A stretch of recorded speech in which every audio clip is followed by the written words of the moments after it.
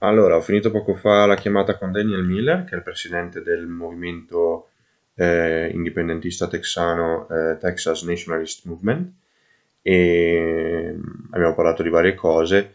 E, vabbè, lui in primis ha condannato l'invasione russa in Ucraina, però dice che c'è in atto una strumentalizzazione della questione da parte dell'Occidente, cosa con cui concordo. E abbiamo parlato di politica interna negli States, in particolare del tempismo con cui la CIA poche settimane fa ha confermato che la questione relativa al ritrovamento di materiale compromettente che rivela appunto e comprova malaffare americano nell'Ucraina, che tutta quella questione insomma è vera, e questo mette molto in cattiva luce Biden. E ho notato appunto che il tempismo di questa uscita della CIA è particolare perché è in un momento in cui la popolarità di Biden è molto bassa, a seguito proprio dell'aumento dei prezzi, delle questioni della crisi energetica relativa all'Ucraina, ma non solo, diciamo che la crisi ucraina è un'aggiunta, e probabilmente abbiamo valutato che questo è un modo con cui la squadra di governo americana cerca di scaricare tutta la colpa di ciò che sta avvenendo su Biden, e quindi di smarcarsi. Poi abbiamo parlato anche di come ci sia una forte polarizzazione negli Stati Uniti fra le persone, di come venga usata l'accusa di russofilia o di essere sulla lista paga di Putin come modo per attaccare le persone. E Daniel ha parlato un po' di come anche venga utilizzata contro di lui questa narrativa, questa tecnica. E abbiamo parlato del fatto che qui in Europa si strumentalizza la questione in Ucraina per promuovere ulteriore centralizzazione quindi la creazione di un esercito europeo, mentre negli Stati Uniti questo non avviene. Anzi, però sono in corso dei processi di centralizzazione delle competenze militari. In particolare il Texas ha tradizionalmente le sue forze armate texane, e appunto dall'inizio del Covid è nato un processo di sottrazione di prerogative e di competenze da queste istituzioni texane e trasferimento delle stesse nel sistema federale, nel governo centralizzato federale.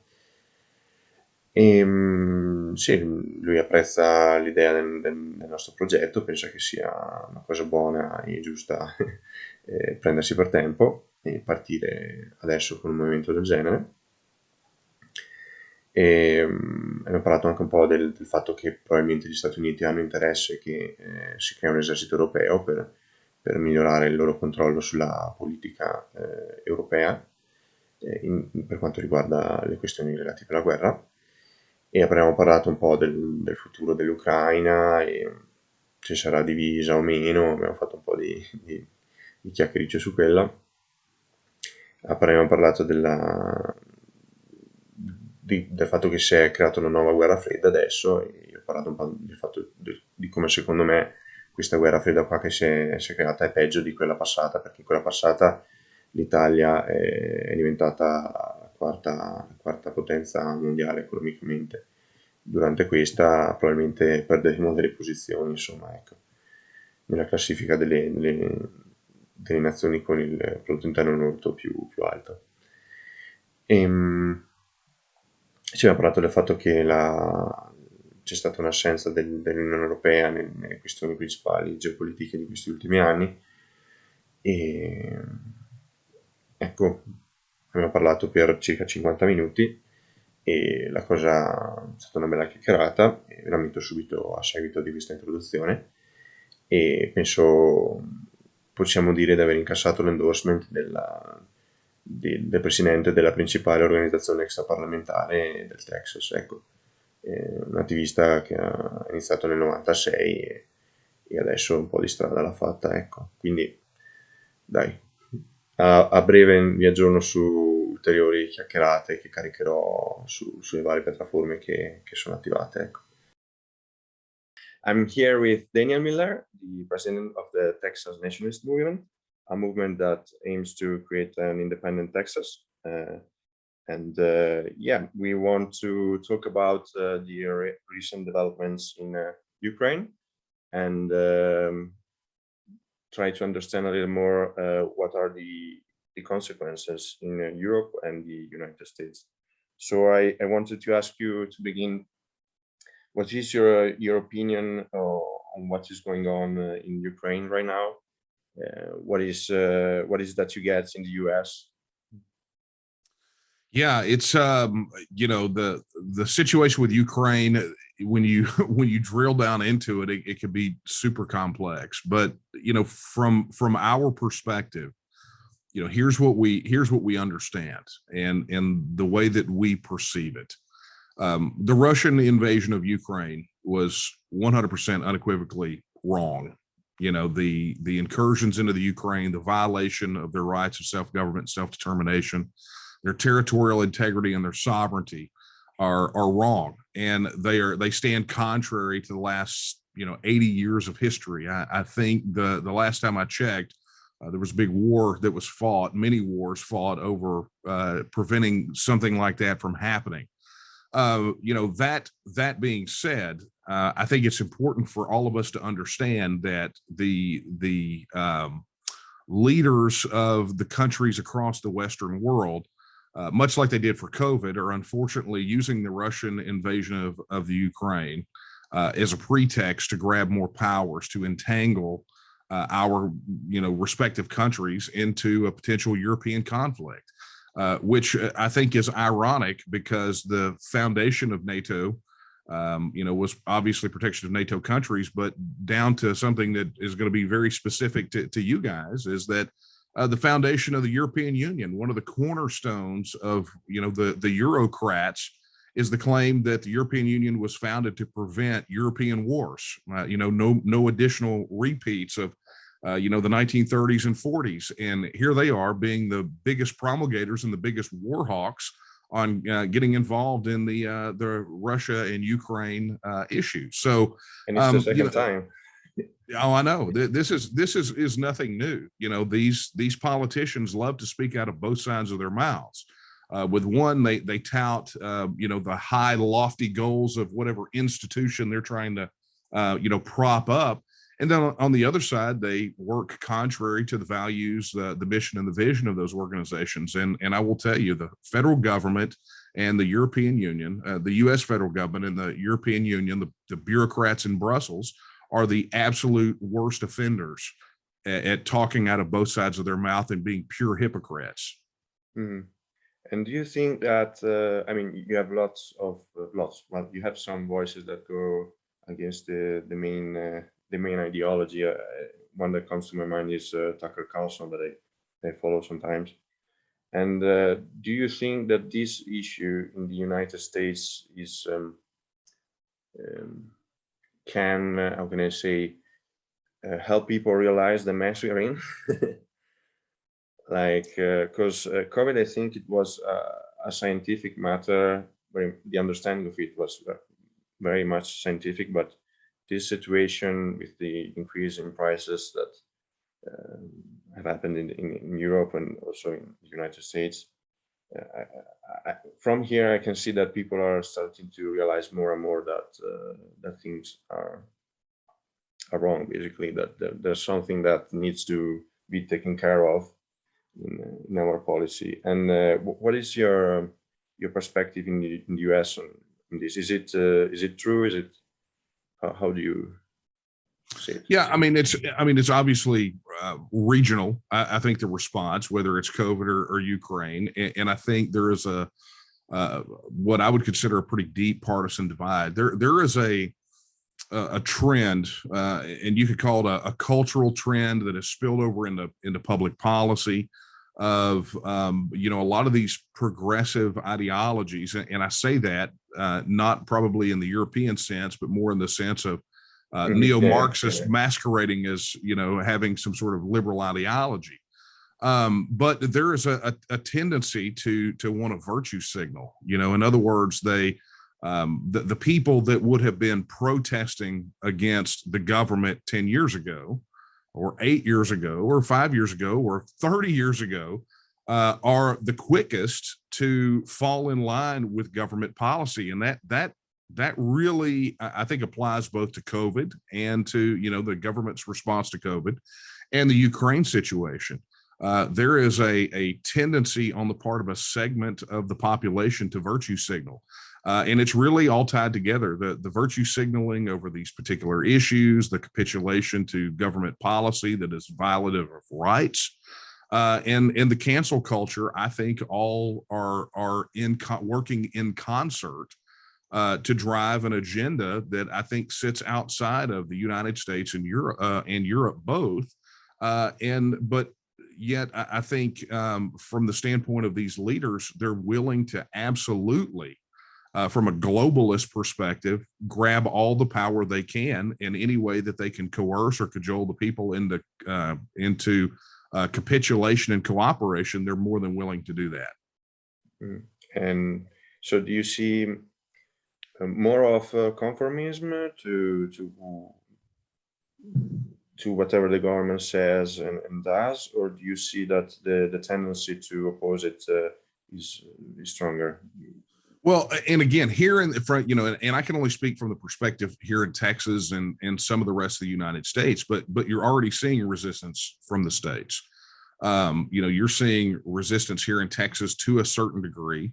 Right now we're sitting probably on top of one of the largest grassroots movements to make a state an independent nation within the United States. I mean, our organization by size is the largest political advocacy organization in Texas outside of the two major political parties. We're not a political party. We're effectively what is a pressure group, but we're the largest political advocacy organization in Texas. And so you were seeing this resistance to federal authority. You're seeing a resistance to federal policies, but you're also seeing resistance to the state representatives and governors and legislators that are implementing either federal policy directly or carbon copies of federal policy. So, there is a great divide here to the point that it's being written about and talked about by mainstream political pundits right now. They understand there is a deep divide. And in many areas like Texas, we understand that the only way to relieve that pressure and in that divide is for us to reclaim our right of self-government and become a self-governing nation among nations. Mm-hmm. And and do you think that this growing this growing opposition is there? So and from what I'm reading, I'm starting to think that Biden is they are, trying to prepare his demise, trying to prepare his downfall. I don't know, because I read about the Hunter Biden laptop thing, because he denied during his campaign that the thing was true. He said that it was Russian propaganda. The story was a complete hoax, he said. And then the CIA, I believe, some weeks ago came out and said, no, the whole thing is basically true. And the timing and the people who are saying that makes me think whether they are trying to throw him under the bus, so the blame for the whole situation is on him and not on the government. What did you get any? Do you think the same? What do you think about this? Yeah, I mean, look, and it's amazing how all of these things tie together, right? Because you had during the Trump campaign, you had the Steele dossier, which came out that alleged that Trump was compromised by the Russian government, which turned out to be a hoax, but yet warrants for domestic spying on behalf of the CIA, the NSA, and the FBI were based on that dossier, which turned out to be a hoax. They literally spied on a candidate for president of the United States. Then you had the revelations that have come out about Hunter Biden, his laptop, and then, of course, those ties between both Hunter and Joe Biden to, some potentially shady dealings in Ukraine. And suddenly now we're back to Ukraine, right? All of these things work together. And look, you can't escape the fact that Joe Biden is the most cognitively impaired president since President Woodrow Wilson had his stroke while in office, and essentially let his wife and Secretary of State govern the remainder of his term. So there is no doubt that I think that Biden is probably being set up for his own side for an exit, for some rationale as to why he will not be running in the next presidential race. But I think all of that really sits outside of, people will talk about that ad nauseum, but I think what people are missing here is how they are taking information, the same people that took information and squelched it, said it was true or was not true, have now weaponized that to their benefit, and so it's devilish. well, it is, and look, our organization was sort of the canary in the coal mine over the Russia issue. Our organization attends international conferences on self-determination all the time.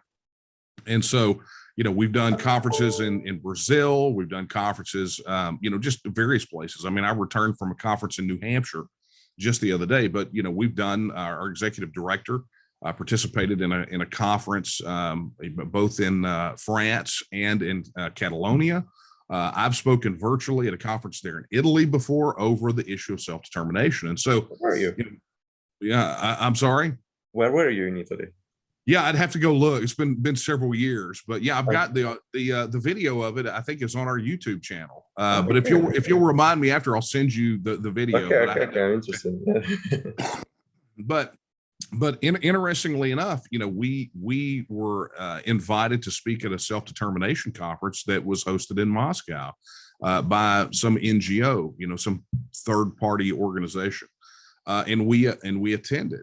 And out of all the international conferences that we did, no one ever said a thing, right? The media never made a big deal about it, and no one made a big deal about this one until it became handy for them to try to bludgeon us over the head and make it appear as though Vladimir Putin is flying over our houses and dropping rubles out of a helicopter. It's ridiculous kinds of things, right? But they have even though there's nothing there, right? There's no issues there. There was nothing untoward. We've been very transparent. Whenever they want to try to harm us in the public eye, they bring that up, right? And they mention it and they mischaracterize it and they abuse it. Well, it's the same thing over the Russia thing, the Ukraine thing. I mean, they weaponize information by twisting it and then aiming it at their political opponents, hoping to discredit. But what that tells you is that issues like ours, opposition to the rule from 2.5 million unelected bureaucrats in Washington, D.C., it tells you that we are definitely over the target. We're winning. And that's all they're having to resort to is lies, mischaracterization, and personal attacks. So good news for guys like us in the sense that our messages resonate with the people. And the fact that our messages resonate with the people is the biggest threat to the ruling powers that exist, because they understand what Article 1, Section 2 of the Texas Constitution says, which it says, all political power is inherent in the people. And so the fact that our messages resonate with the people, and people don't want to be ruled by a bunch of disconnected bureaucrats, and people are beginning to question the things that are coming out of these bureaucratic hellholes, well, that's just great for the people. It's an opportunity for us to be free, self-governing, and independent, and we're going to take it. Mm-hmm. And here they are trying to use the situation in Ukraine as an excuse to push forward the agenda for the European army. I'm wondering. Oh, wait, you mean the European army that they said what didn't exist when Nigel Farage stood in the European Parliament and said, you're trying to build an EU army? You mean that one? Exactly. Yeah, but they're still, that's still the same approach now. They there's 5,000 strong men, strong men, 5,000 strong men. Well, I got 5,000 units strong brigade in the that will be operative before 2025, and they still don't want to call it a European army, and there's a brigade basically. And yeah, it's like a religious dogma. It's you have to believe it's not, even though it makes sense to whatever. Well, but yeah, I wanted to ask you. In here, they are doing this. They are trying to push for more centralization for what concerns military matters and make an EU army. I was wondering, since in Texas you have, I think, if I'm not mistaken, you have a particular army. You have the Air Force that is based in Texas, and it's Texan. And I was wondering if they are sort of using this crisis in Ukraine for some more centralization and create new institutions, or absorb whatever prerogatives that pertain to the states and bring them into the federal government. Well, I mean that's pretty much the way that it exists now, right? I mean, the United States has the United States military, and it has its bases everywhere, and people join the military. But Texas has its own Texas Military Department, which is effectively a 3-branch military. 2 of the branches are under joint command of both Texas and the federal government, primarily Texas, but they can be federalized. And then 1 branch of the Texas Military Department is solely under the control of the governor. And oddly enough, Ukraine has not been the primary pretext for federal assertion of authority and power over those 2 branches of the Texas Military Department. It's been COVID. And that's been, oddly enough, the source of really the conflict between the state's oversight of the Texas Military Department versus the federal government. And frankly, it was over mandatory vaccinations. And so Okay. that has Because been the military resisted, right? The soldiers resisted. yeah, the soldiers did. And then, Okay. that was sort of the first sign that there were big cracks between, this big power struggle between the federal side and the state side. But that has really begun to manifest itself over the border crisis here between Texas and Mexico. And the state has deployed many units of the Texas National Guard, the Texas Military Department, the State Guard, down there to effectively try to do the job the federal government's not doing. And the specific effectiveness of the state policy, what they call Operation Lone Star down there, that's a whole other conversation that we could have. But that has really been part of the source of the problem. So it started really with COVID, mandatory vaccinations, and frankly, some of the woke culture, where they put troops through anti-extremism training, and actually there's a video on our YouTube channel. I can send you a link at some point when we get off of here, where we interview a guardsman who actually blew the whistle on what they were trying to indoctrinate our state guard, and implement policy related to transgenderism in the military and extremism. And I mean, it was very, very ridiculous, but I can send you that link when we're done. That being said, I think it's important, because in the European Union, you guys are not in the position that we're in. You have an opportunity to avert the situation of the formation of a European army. And so I think it's important to really begin to ask the hard questions about what this looks like. I mean, we understand what NATO looks like. We've all lived under it for decades.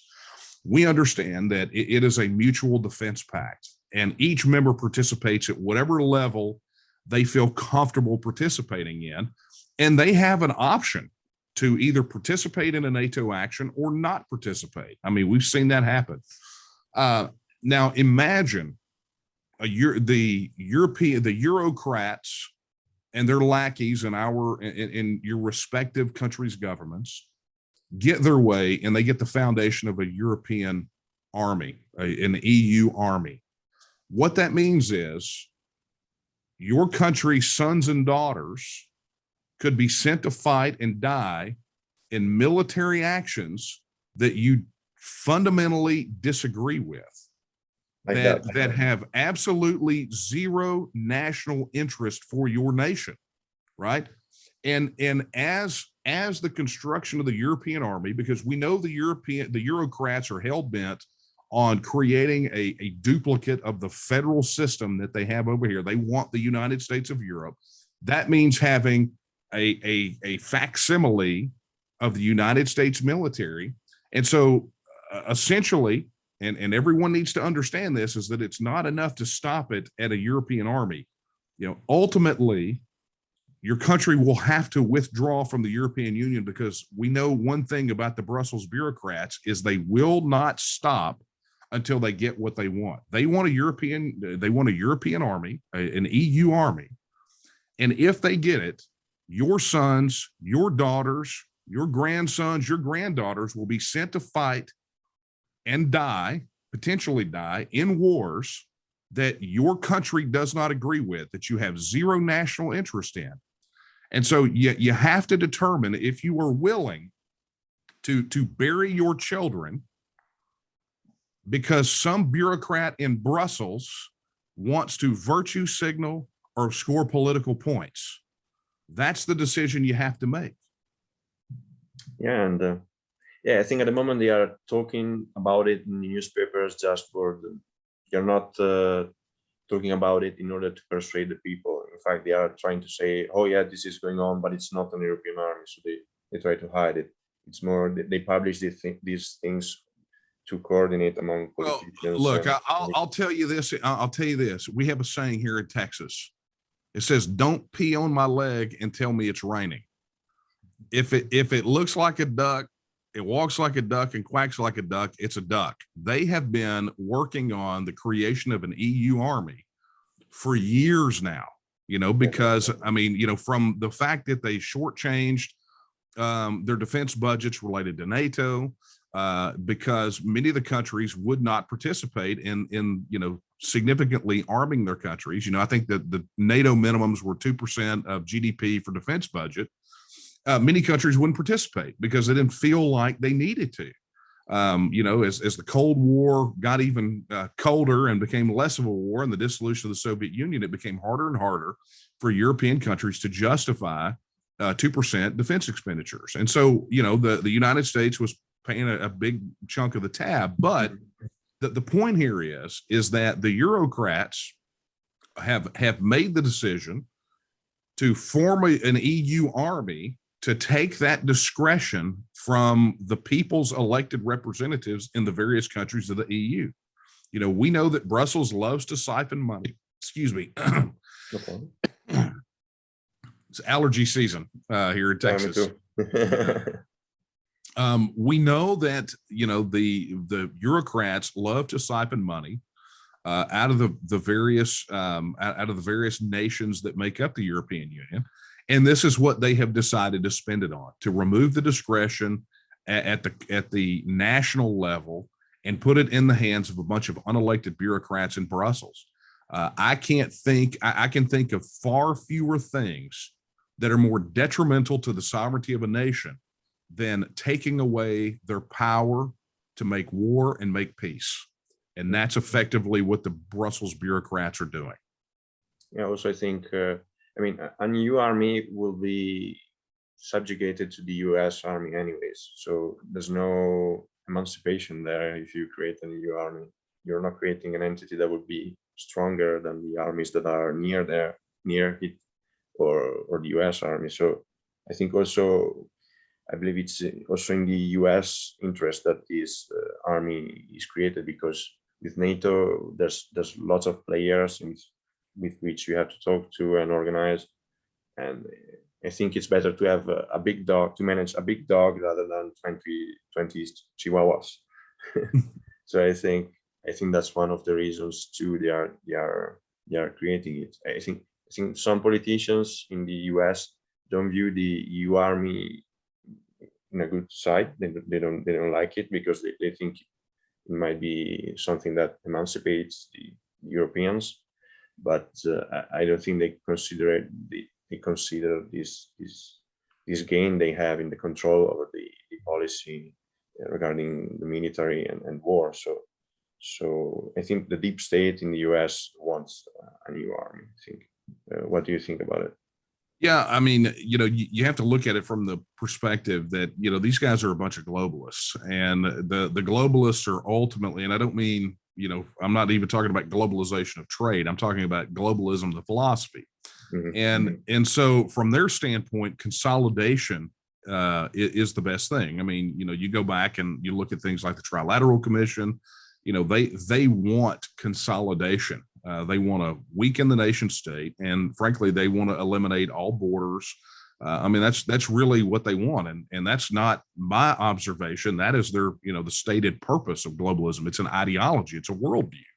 Mhm. And so, when you look at from the standpoint of sort of the globalists here and both in Europe, the creation of a European army is absolutely the it's the brass ring for them, because rather than having to get the permission of the constituent states of the European Union to make war, well, they already have the army at their hands. And I think we've already established that, by and large, the people have no voice in the European Parliament. I mean, it's a rubber stamp committee.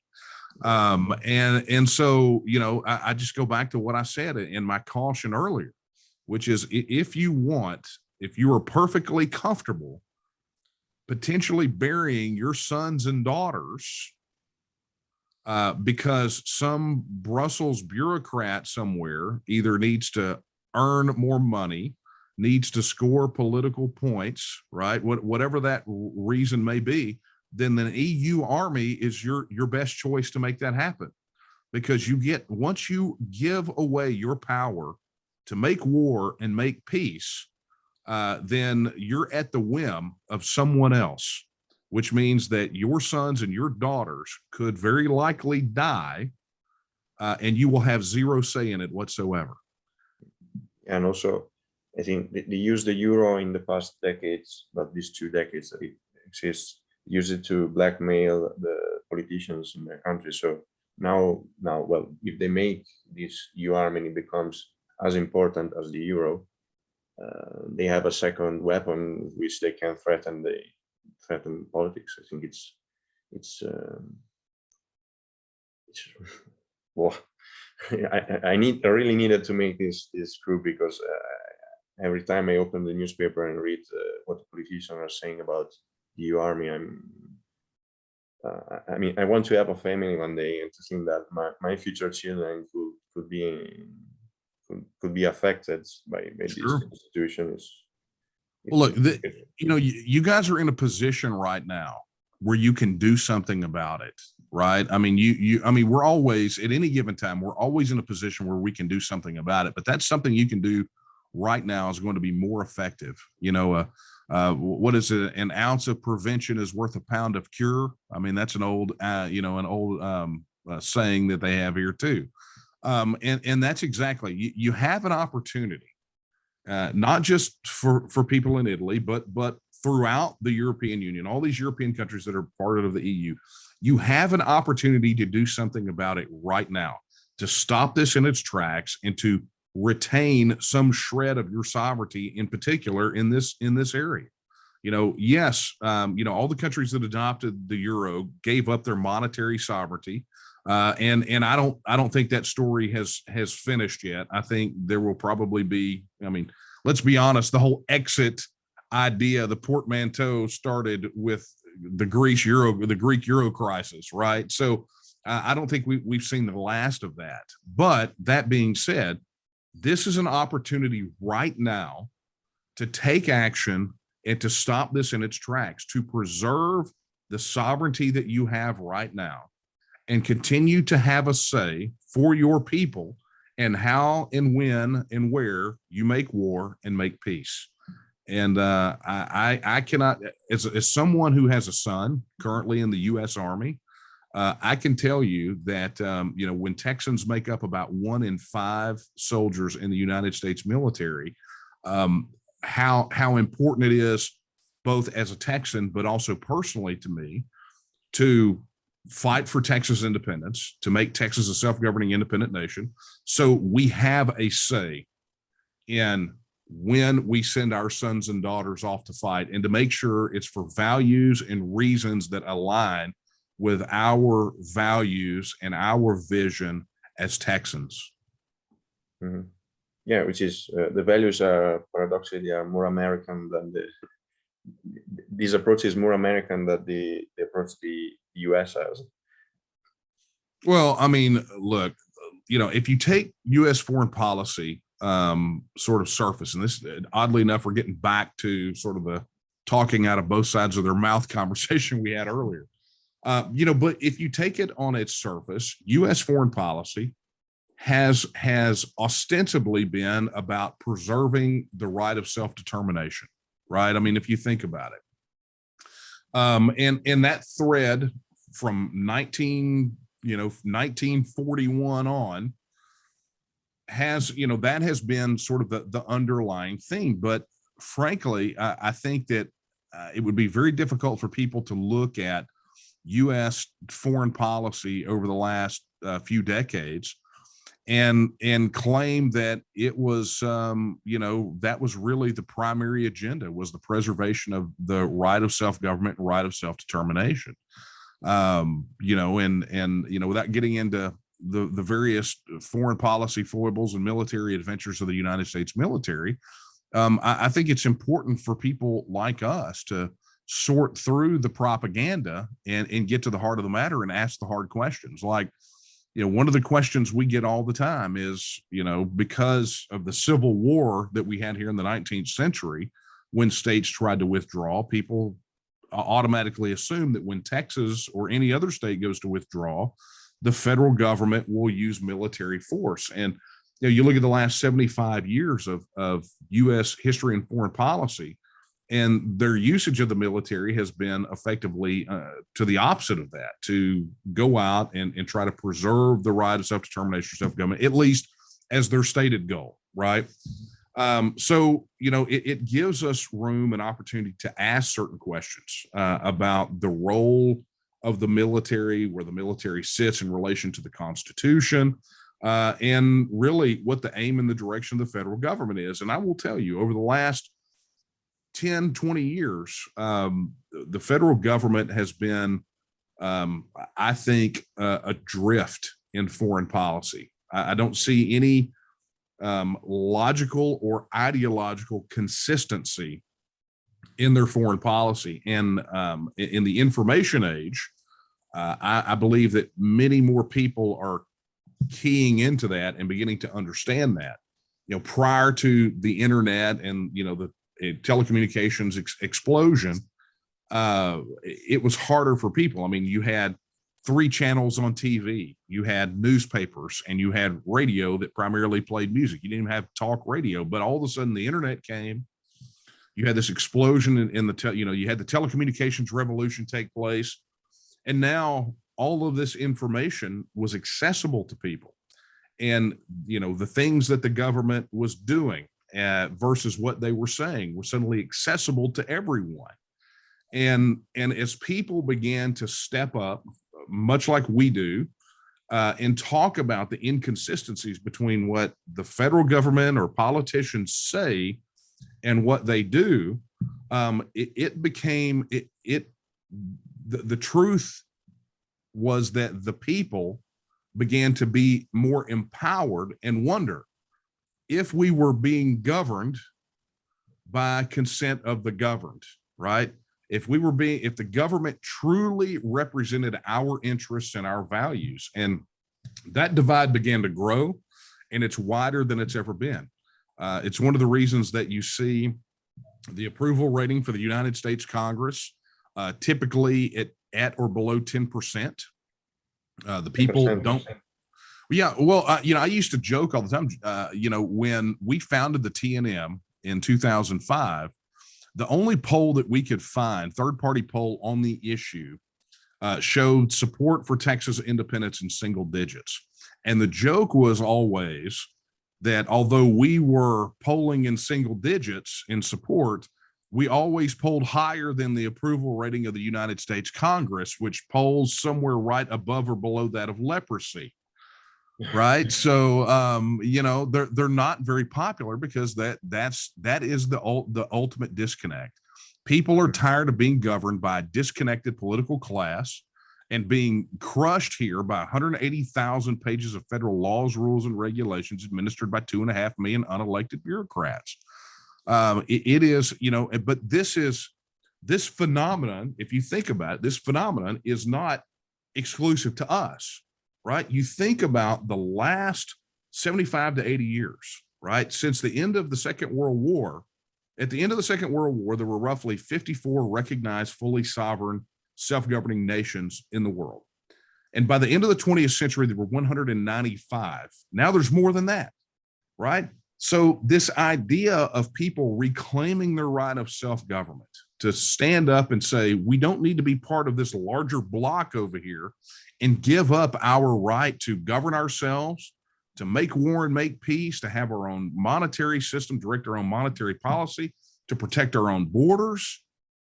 They're saying we don't have to give it up to a bunch of people that we didn't elect, forcing policies on us that we didn't want. Instead, what they're saying is, at the end of the day, the best people to govern us just happen to be us. Mm-hmm. Yeah. Also, I'm thinking about the separation, the split that can happen in a state, and two sovereignties or more sovereignties happen. And there are some cases, though, in which it's not, I can say, spontaneous. If you think about it, Germany, or that's more like there are some cases in which it's an external power that just says, okay, I want my sphere of influence, and these are this is my state, basically. And yeah, I'm thinking, yeah, probably that's what is going to happen in Ukraine also. That's I think it's going to be split in half, probably. And I think it's difficult to speculate on, ultimately what's going to happen in Ukraine. I mean, we know there was conflict in the eastern side. I mean, we saw what happened in Crimea. We know to a certain extent what has been going on in Donbass, and we also know that the Ukrainian government's hands are not clean in this regard. There is a history of corruption in the government there. So we understand. Not everybody in this scenario is a good guy, right? I don't know that there's a single person riding in on a white horse wearing a white cowboy hat in this scenario. But we can look at individual actions and say that's right or that's wrong. Okay. And we know the Russian invasion of Ukraine was wrong, but I will say this, and to kind of get back to what I was saying, when it comes to how this is going to end, I think it's really all speculation. I think it's difficult to figure out exactly where this is going to land, because even with the buildup of troops, of the Russian troops on the border, the prevailing theory at the time was that Russia would go into those eastern parts of Ukraine, Donbass, the places those autonomous areas that had broken away, and essentially set up a defense of those areas, to go in and just put the Russian army in up against the border between those areas and Ukraine. And I don't know that really anyone anticipated that Putin would go in a full-scale invasion of Ukraine. I don't know that anyone. Something happened. Yeah. So I'm starting.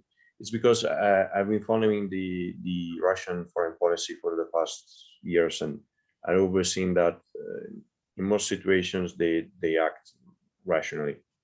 And I mean, if you consider Lavrov, he's been in foreign policy since the early 70s, so he's one of the most experienced diplomats that's on the international scenario. And it seems likely to me that they are going to stick to that, and they are going to bring into their influence area only the Russian speaking part of Ukraine. But yeah, as you say, it's a bit early to say that, but I hope it is like that. Yeah, I don't speculate. I do know this is that all of a sudden all of those songs that I had to listen to in the 1980s about the potential for a nuclear holocaust are suddenly in fashion again. So I feel way ahead of the curve. Yeah, and yeah, You know, I well, mean, think yeah, about I it. I don't think there's nuclear holocaust. I don't either. But you know, you have to remember, well, I say you have to remember. There's no way you remember this, but you know, as children who grew up in the Cold War, you know, we lived under the shadow of a potential nuclear war all the time. You know, I mean, it was so much so in the West, you know, particularly in the English speaking West, but even in Germany, you know, I mean, it infected pop culture. I mean, you know, there were you would be amazed if you go look at, say, the music charts of the time, or even the popular entertainment of TV and movies, how many of those were expressions of what it was like to live under that threat 24 hours a day, 7 days a week, that somebody could do something stupid, and we would wind up in a nuclear holocaust. And I don't know that anyone really wants to return to that, with the exception perhaps of maybe the military industrial complex. Defense content. I mean, I don't know who benefits from that, but I can tell you any of us who lived through that era do not want to return to that era. Yeah, and it's actually, I think it's worse that era, because I mean, at least for Europe, uh, during the Cold War, there was more balance. How can I say? I mean, in Italy there was the where the in the whole Europe there were communist parties. I mean, you don't like them, and I understand it, but if you look at it from a power perspective, it was, how can I say, they were balancing bodies within the European territory, between the Western hemisphere and the Eastern hemisphere. So there was that counterbalance, and now there's no opposition basically to the Western hemisphere in its interests. So we are in the Cold War without the balancing mechanism that were in Europe during the Cold War, and I think it's going to be tough. I mean, during the Cold War in Italy became the fourth largest economy in the world. I think it's not gonna be like that at all. I mean, I think basically what Putin did is he gave up on Europe with this action. There was some sort of some sort of attempts to create an alliance with Germany, with Nord Stream 2, and also other things, but he basically said, "No, I'm done with you guys. Go to hell." I Yeah, mean, I would say that bridge is pretty burned at this point. yeah, it's up. I think it's up to movement like this to try and work for the neutrality of Europe, or of the European nations, because that's, I think, where the European nations should be halfway between the US and the Asian blocs, basically. So it can also act as a balancer of foreign relations, foreign policy of these two blocs that will be the hegemons, basically. Well, Europe as a whole, and I don't mean the institution of the European Union, but I mean Europe as a whole has effectively withdrawn into itself. And I think the European Union is the cause. And what you see from a global perspective is you see China perfectly willing to fill that vacuum. Where the European nations worked on, major development in the African nations. You don't see that sort of thing to the extent that the Europeans engaged in it. I guess post-colonialism. And what's happened is, as the European Union as an institution has grown, it has become more withdrawn. And that was actually part of the UK's argument in favor of Brexit, particularly when it came to trade. And so the European Union, from its economic and trade policy, withdrew into itself and ended that process of economic engagement, which made Europe kind of as a whole, individual European nations too, made them global leaders where they had a strong voice on the global stage. And the United States has taken a different approach where they have abrogated any type of leadership just by their inconsistent foreign policy, right? And their inconsistent engagement, a tremendous amount of hypocrisy on the world stage. I mean, those are no secrets. People have criticized the federal government for that for years, so that's not new to me. But the point here is that nature abhors a vacuum. And sorry, could you repeat? Nature abhors a vacuum. Okay.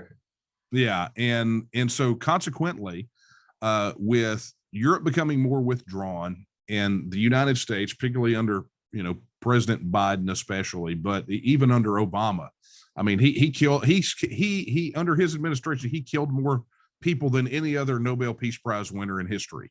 Okay, but you look at these two, and you see that that China has been more than willing to go globally and engage in this economic engagement strategy that used to be filled by places like the United States and the European countries, and through this economic this economic engagement and trade.